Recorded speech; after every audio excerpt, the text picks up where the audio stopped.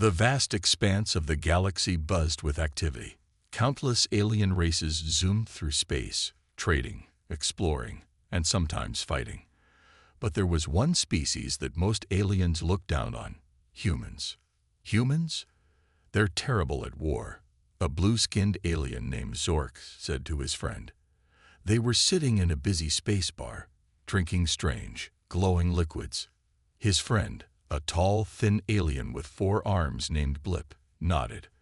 I heard they spend more time singing and dancing than training for battle. This was the common view across the galaxy. Aliens thought humans were weak, soft, and useless in a fight. They believed Earth was a peaceful planet where nothing exciting ever happened. How wrong they were. Far away, on a secret space station, the Galactic Council was meeting. The room was filled with aliens of all shapes and sizes. Some had tentacles, others had multiple heads, and a few were just floating balls of light. The leader, a wise old alien named San, spoke up. "Friends, we have ignored the humans for too long. It's time we made contact with them." A gasp went through the room. Contact with humans? But why? San continued. "We need to study them. Understand why they're so peaceful. Maybe we can learn something from them." The other aliens muttered among themselves. Learn from humans? What a joke. But nobody dared to argue with San. So a team was chosen for this important mission. They would go to Earth, meet the humans, and learn about their ways. The team's leader was Captain Quix, a tough, experienced alien who had seen many battles. He thought this mission was a waste of time, but orders were orders. As their spaceship approached Earth, Quix gathered his crew. "Remember," he said, "humans are weak and simple. Be careful not to scare them with our advanced technology." The ship landed in a field, invisible thanks to its cloaking device. The aliens stepped out, ready to meet these strange, peaceful creatures called humans. But something was wrong. In the distance, they heard loud bangs and saw smoke rising. "What's that?" asked Lula, the team's scientist. Her antenna twitched nervously. They moved closer, hiding behind trees and bushes. What they saw shocked them. Humans, dressed in strange clothes, were running around with metal objects in their hands. These objects made loud noises and spit fire. Other humans fell down when hit by invisible things from these noisy devices. "Are they fighting?" Zine, the youngest team member, asked in disbelief. Captain Quix couldn't believe his eyes. This wasn't peaceful at all. It was chaotic, violent, and strangely efficient. They watched as the humans moved in organized groups, shouting commands and working together like a well-oiled machine. "I thought they were bad at war," Lula whispered. Just then, a loud explosion shook the ground. The aliens saw a huge metal vehicle roll into view, its long nose pointing at a building. With a deafening roar, it shot something that made the building explode in a ball of fire. The aliens huddled together, scared and confused. This wasn't what they expected at all. "We need to report this to the council," Captain Quix said, his voice shaking a little. As they snuck back to their ship, they saw more signs of human warfare. Flying machines zoomed overhead, dropping things that exploded.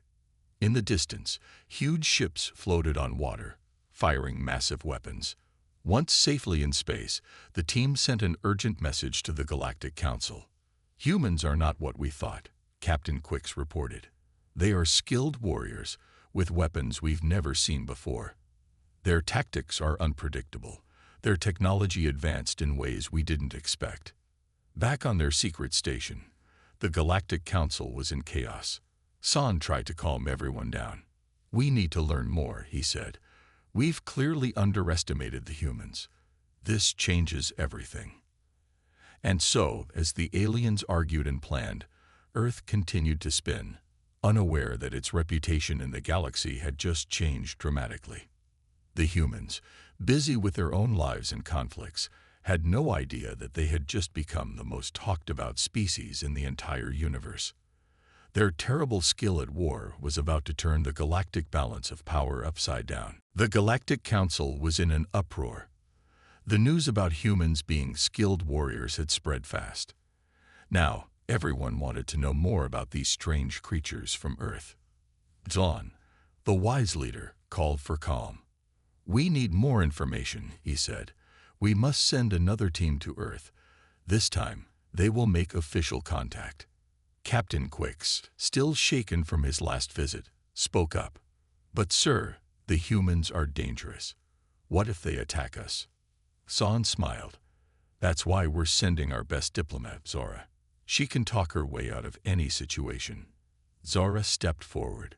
She looked like a tall, graceful tree with shimmering leaves for hair. "I accept this mission," she said. "We will show the humans we come in peace." The new team prepared for their journey. This time, they would land in a city, not hide in the shadows. They wanted to meet human leaders face to face. As their ship entered Earth's atmosphere, Zara felt nervous. What if the humans were as violent as the reports said? They landed their ship in a large open area in a city called New York. Immediately, they were surrounded by humans in blue uniforms, pointing those noisy fire sticks at them. Zara stepped out first, her leaves glowing with calm colors. "We come in peace," she said, using the human language she had learned. The humans looked shocked. Some lowered their weapons, while others kept them aimed at the aliens. Just then, a black vehicle pulled up. A human in a suit stepped out. "I'm the mayor of New York," he said. "Who are you and why are you here?" Zora explained their mission.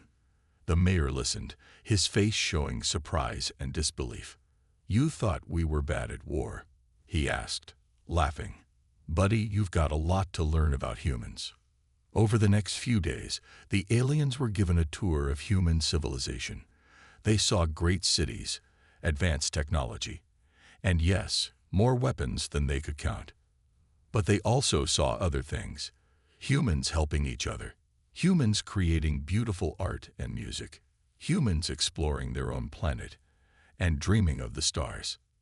Zara was confused. "You are warriors," she said to the mayor, "but also not warriors. How can this be?" The mayor smiled. "That's the thing about humans," he said. "We're complicated. We fight, yes, but we also love. We destroy, but we also create. We're not just one thing." As news of the alien visit spread, humans around the world reacted in different ways. Some were excited, others scared. Many governments argued about what to do. Meanwhile, Zara and her team learned more about human history. They were shocked by the many wars humans had fought among themselves. But they were also impressed by how humans had overcome great challenges and made peace after terrible conflicts. One day, Zara visited a human school. She watched as young humans learned about science, art, and yes, even more. A small human child approached her. "Are you really from another planet?" the child asked. Zara nodded. "Yes, I am. We came here because we thought humans were bad at war. But now we see that humans are more than that." The child looked thoughtful.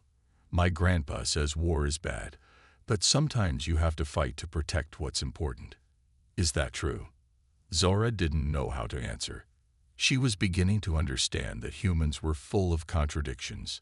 They could be kind and cruel, peaceful and violent, often at the same time.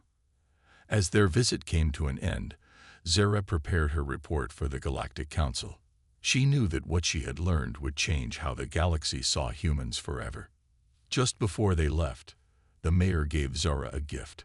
It was a small statue of two hands shaking. "It's a symbol of peace," he explained. "Remember, even though we can fight, what we really want is to make friends." Zora's leaves glowed with warm colors. As their ship took off, she looked down at the blue and green planet below. Humans were terrible at war, she thought. But maybe that's because they were too busy being good at so many other things. The Galactic Council sat in stunned silence as they listened to Zora's report. The shimmering tree-like alien stood tall, her leaves gently swaying as she spoke. Humans are not just warriors, Zara explained. They are artists, scientists, and dreamers, but when they need to fight, they are fierce and clever. Zon, the wise leader, stroked his long beard thoughtfully. "This is unexpected," he said. "We must learn more. Perhaps a challenge is in order." The room erupted in excited chatter. A challenge? Against humans? It was unheard of.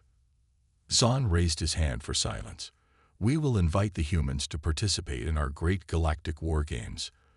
This will show us their true abilities." Captain Quix, who had first discovered the humans' war skills, spoke up. "But sir, what if they're too good? What if they beat us all?" Zon smiled mysteriously.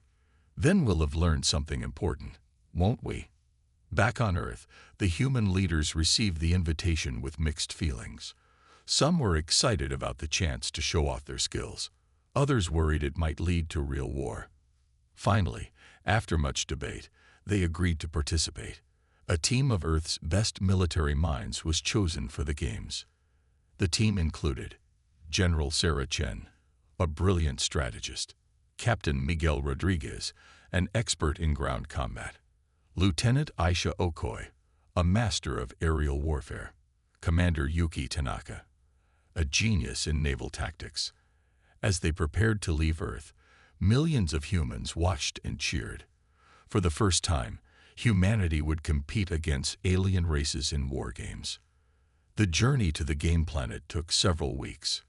During this time, the human team studied everything they knew about alien warfare. They also practiced with advanced weapons provided by their new galactic neighbors. Finally, they arrived at Battleworld, a planet designed just for the war games. It had every type of terrain imaginable: deserts, oceans, mountains, and even zero-gravity zones. The opening ceremony was a spectacular sight. Thousands of alien species gathered in a massive arena. Each team paraded in, carrying their planet's flag. When the humans entered, a hush fell over the crowd. Many aliens had never seen a human before. Some whispered in fear, others in curiosity.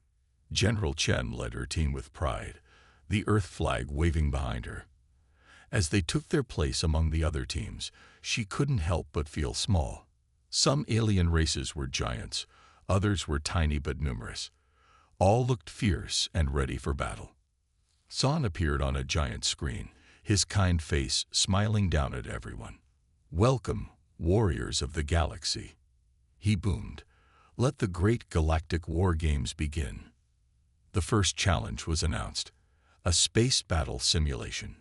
Each team would command a fleet of starships, trying to outmaneuver and defeat their opponents. The humans exchanged nervous glances. They had never fought in space before. But Commander Tanaka stepped forward, her eyes shining with determination. "We can do this," she said. "Remember, it's just like naval warfare, but in 3 dimensions." As the simulation began, alien teams zoomed their ships around with practiced ease.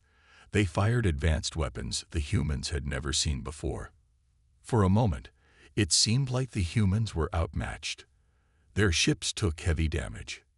Alien spectators began to laugh, thinking their doubts about humans were justified. But then, something changed. The human ships started moving in strange patterns. They used asteroids for cover and set traps for their opponents. "What are they doing?" an alien commentator wondered aloud. Suddenly, human ships burst out from hiding places, catching alien fleets by surprise. They didn't have the most advanced weapons, but they used what they had in clever and unexpected ways. One by one, alien fleets fell to the human tactics. In the end, only the human fleet remained. The arena erupted in shocked cheers. The humans had won the first challenge. As General Chen and her team celebrated, alien competitors looked on with new respect and a hint of fear. Maybe humans weren't so terrible at war after all. Zon watched from his private booth, a knowing smile on his face. "Interesting," he murmured. "Very interesting indeed." The great galactic war games had only just begun, and already the humans were proving to be full of surprises. The buzz of excitement filled the air as the second day of the Great Galactic War Games began.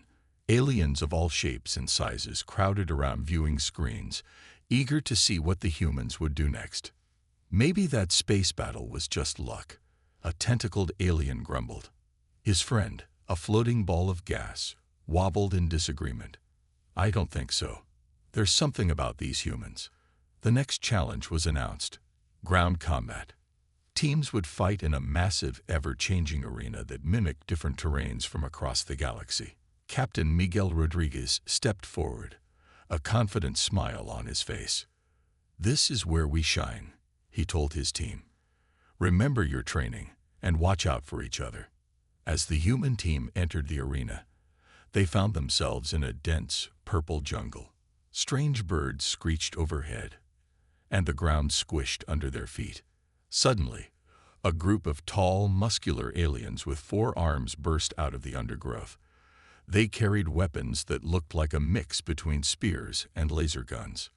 "Watch out," shouted Lieutenant Okoye as a blast of energy sizzled past her ear. The humans scattered, diving for cover behind thick, rubbery trees. Captain Rodriguez quickly hand-signaled a plan. The team nodded, understanding immediately, while the 4 armed aliens advanced, thinking they had the humans pinned down. Rodriguez and half the team quietly circled around. The other half, led by Okoye, kept the aliens distracted with carefully aimed shots. Just as the aliens thought victory was near, Rodriguez's group attacked from behind. The aliens, caught by surprise, didn't stand a chance against the coordinated human assault. In the viewing area, alien spectators watched in amazement. "Did you see that?" one gasped. The humans split their forces, and they communicated without speaking. Another added, impressed. As the battle continued, the arena shifted. The jungle melted away, replaced by a rocky mountain landscape. New alien teams joined the fight, each with their own unique abilities and weapons. The humans faced challenges they had never imagined. One team could teleport short distances. Another had natural camouflage that made them almost invisible against the rocks. But for each new problem, the humans found a solution. They used teamwork, quick thinking, and adaptability to overcome their alien opponents. When faced with the teleporting aliens, the humans set traps, predicting where they might appear. Against the camouflage team, they used sound and heat sensors to locate hidden enemies. Hours passed, and the number of teams in the arena dwindled. The humans, despite being battered and tired, kept fighting. Their determination seemed to grow stronger with each challenge. Finally, only 2 teams remained: the humans and a group of giant, rock-like aliens who seemed almost indestructible. "How can we beat them?"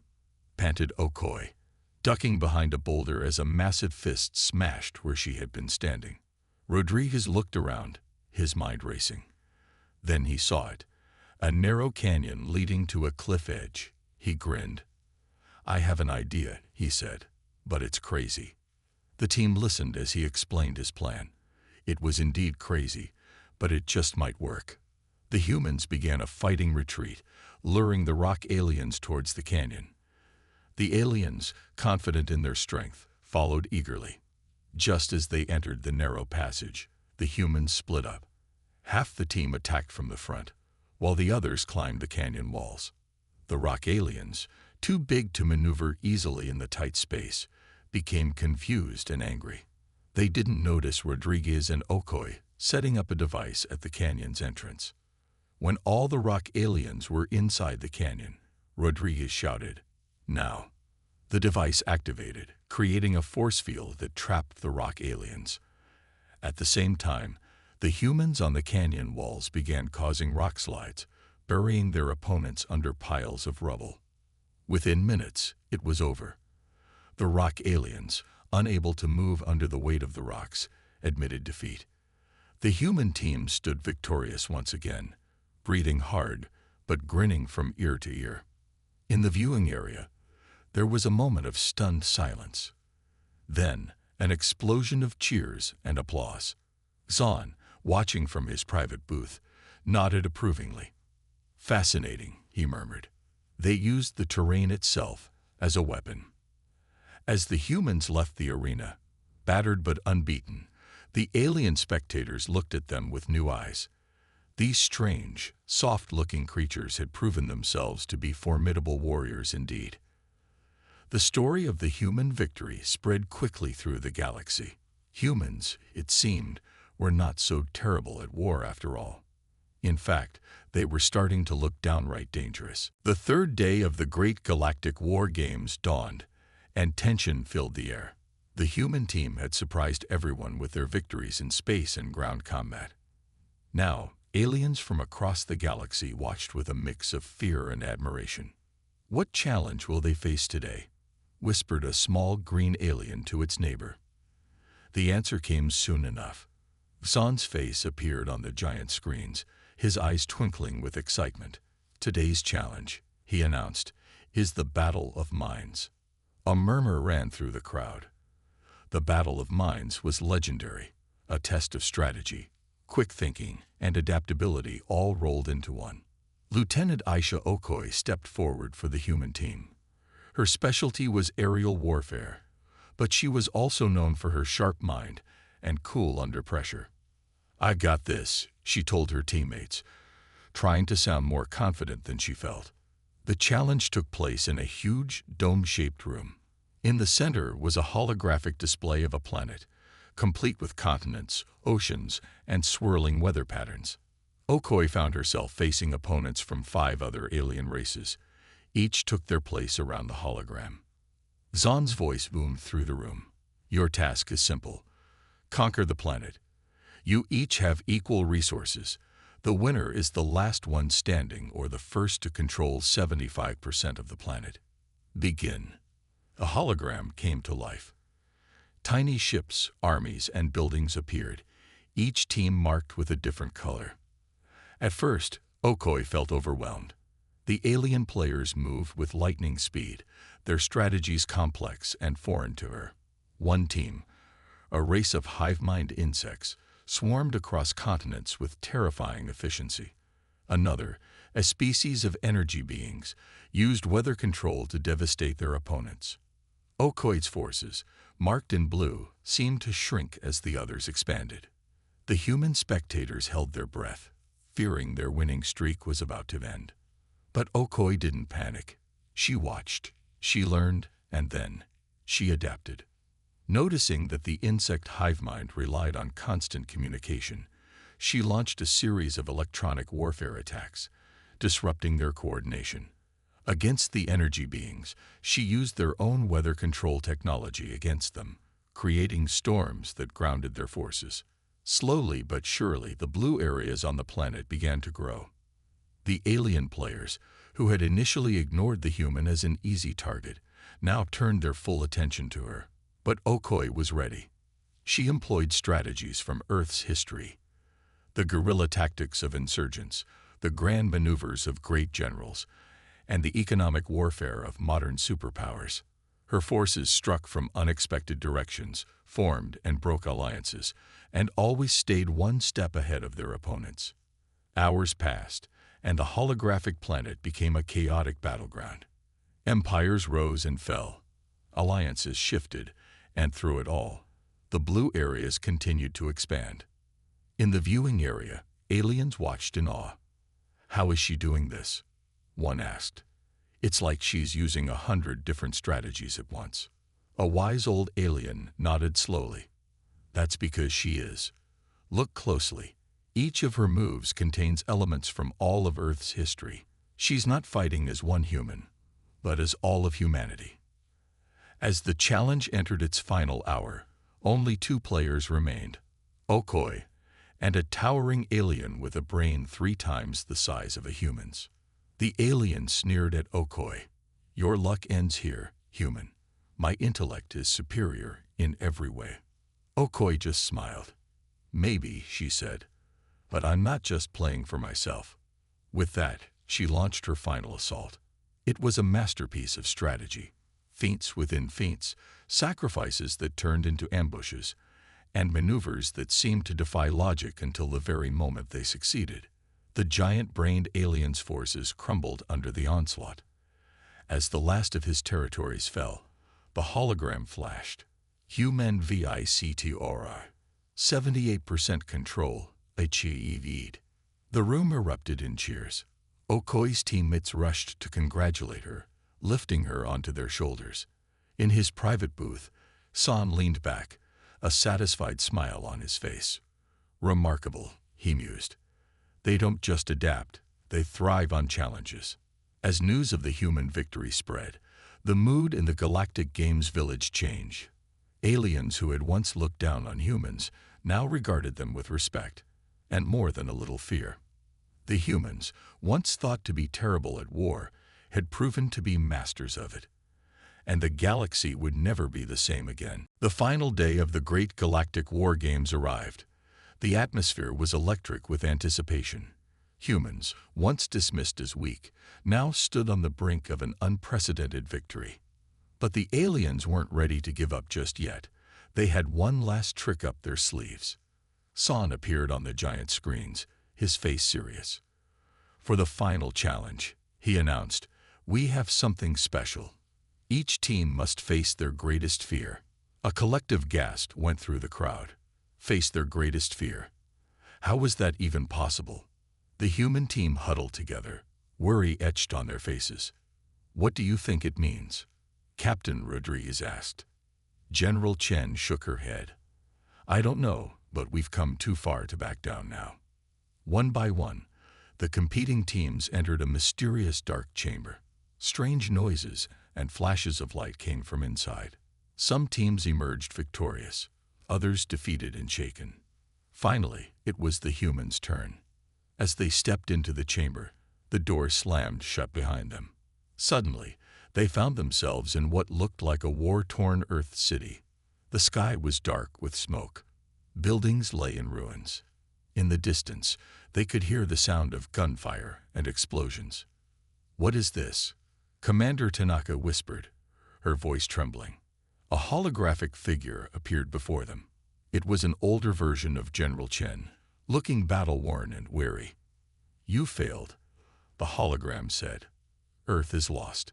The aliens invaded, and we weren't strong enough to stop them. The team stood in shocked silence. Was this their greatest fear, failing to protect their home? But General Chen stepped forward, her eyes flashing with determination. No, she said firmly. This isn't real. And even if it was, we wouldn't give up. She turned to her team. Remember why we're here. We're not just fighting for victory in these games. We're fighting to show the galaxy what humanity is capable of. Her words sparked something in the team. They nodded, standing taller. You're right, said Lieutenant Okoye. If this was real, we'd find a way to fight back. We always do. Suddenly, the scene changed. They were now in a grand alien city, with strange architecture and advanced technology all around. Another hologram appeared, this time of an alien leader. Congratulations, humans, it said. You've impressed us so much that we've decided to share all our technology with you. You'll never have to fear war again. For a moment, the team was tempted. All that knowledge, all that power. But Captain Rodriguez shook his head. No, he said. That's not what we want either. We don't want to be given power. We want to earn it ourselves. The others agreed. They realized that this, too, was a fear, the fear of losing their independence, their drive to improve and grow. As they rejected the offer, the chamber began to shake. The holograms flickered and died. The team huddled together, unsure of what would happen next. Suddenly, the door opened. They stumbled out, blinking in the bright light. San stood there, a wide smile on his face. Congratulations, humans, he said. You've passed the final test. The team looked at each other, confused. But we didn't do anything, Commander Tanaka said. San chuckled. Oh, but you did. You faced your fears, the fear of failure and the fear of losing your identity. And you overcame them both. He gestured to the arena, where aliens of all kinds were cheering wildly. "You've shown us something remarkable. You're not just skilled warriors. You're resilient, principled, and true to yourselves." As the human team stood there, overwhelmed by the applause, they realized something important. They had come to these games to prove they weren't terrible at war, but they had ended up proving something far more valuable. They had shown the galaxy the true strength of humanity, not just their ability to fight, but their courage, their integrity, and their unwavering spirit. As they were presented with the championship trophy, General Chen turned to her team with pride. "Remember this moment," she said. "This is who we are. This is humanity." And across the galaxy, a new saying began to spread. Humans are terrible at war. Ha! They're terrible at giving up. The great galactic war games had ended, but the story of humanity's triumph was just beginning. As the human team prepared to return to Earth, the entire galaxy buzzed with excitement and curiosity. San called for a grand ceremony to honor the human victors. Aliens from thousands of worlds gathered to witness this historic moment. The ceremony took place in a massive stadium that seemed to float in space. Stars twinkled all around, and distant planets could be seen in the background. General Chen and her team stood on a platform, facing the largest crowd they had ever seen. Aliens of all shapes, sizes, and colors filled the stadium. Some floated, some crawled, and others simply existed as patterns of light. Zahn stepped forward, his voice amplified for all to hear. "Today, we celebrate not just the victory of the human team, but a new understanding between all our races." He turned to the humans. "You came here as underdogs, seen as terrible at war. You leave as champions, having taught us all valuable lessons." One by one, representatives from different alien races came forward to share what they had learned from the humans. A small bug-like alien spoke first. "The humans showed us the power of adaptability. They faced each challenge with new strategies, never bound by rigid thinking." Next, a towering creature made of living crystal added. "Their teamwork was incredible. They fought not as individuals, but as a unified force, each supporting the others." A gaseous being swirled as it spoke. "What impressed me most was their creativity. They found solutions where we saw only problems." As the alien spoke, the human team realized something important. They hadn't just won a series of games. They had changed the way the entire galaxy saw humanity. Finally, Xan raised his hands for silence. "Humans," he said, "you have earned not just our respect, but our friendship. We invite Earth to join the Galactic Alliance as full members." The stadium erupted in cheers. Lights flashed, and strange alien music filled the air. It was a party like nothing the humans had ever seen before.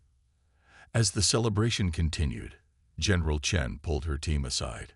"We need to talk about what this means for Earth," she said. They found a quiet corner and huddled together. "This is huge," Captain Rodriguez said. "We'll have access to technology beyond our wildest dreams." Lieutenant Okoye nodded. "And protection from any hostile aliens we might encounter in the future." But Commander Tanaka looked worried. "What if we lose what makes us special? Our drive to improve, our unique way of thinking?"